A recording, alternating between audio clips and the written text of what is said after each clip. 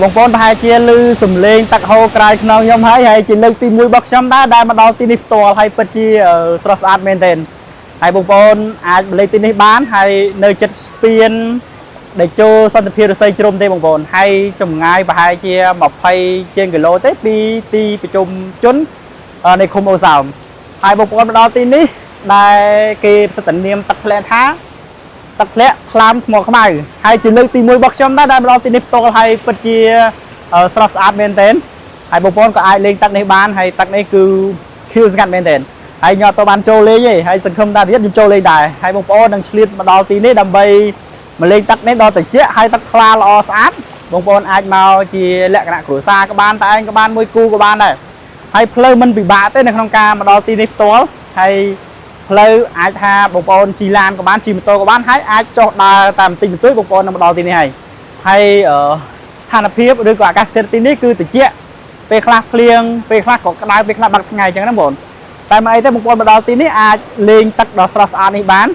ហើយលេងដោយមានការប្រុងប្រយ័ត្នបើមានភ្លៀងបងប្អូនអាចចុះ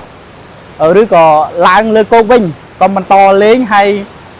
ការទុកដាក់សម្រាមឲ្យបានត្រឹមត្រូវផងដែរមកដល់ទីនេះអត់មានທາງមកដល់កន្លែងស្អាតហើយបងប្អូននាំគ្នាបោះចោលពីទៅពីអញ្ចឹងវាធ្វើឲ្យខូចសណ្ដាប់ធ្នាប់ឬខូចបរិស្ថាននៅតំបន់ទេសចរហើយបន្ទាប់តែល្បីល្បាញដែរការពិតមានយូរហើយតែប្រហែលជាបន្ទាប់តែល្បីល្បាញអញ្ចឹងបងប្អូនមកលេងទីនេះអញ្ចឹងមកស្គាល់ទីនេះគួរតែនាំគ្នាថែរក្សាបរិស្ថានឲ្យបានល្អហើយ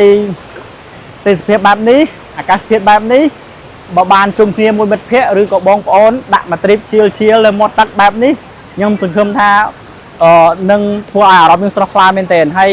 ជួបខ្ញុំនៅវីដេអូក្រោយទៀតបាយបាយហើយបងប្អូនអាចមកដល់ទីនេះអាចស្ទូចត្រីដែរតែខ្ញុំមិនដឹងថាស្ទូចត្រីឬបានឬអត់ទេតែមានដងស្ទូចបងប្អូនហើយដងស្ទូចហ្នឹងគឺយើងទិញខ្លួនឯងអត់មាន free អត់មានដាក់ជួលនៅទីនេះទេហើយមិនដឹងថាទឹកនេះមានត្រីឬអត់ទេណាបងប្អូនប៉ុន្តែ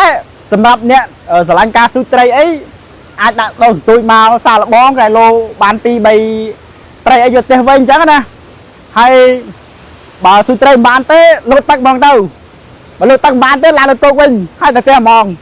ហើយវីដេអូខ្ញុំមានតែនោះទេបង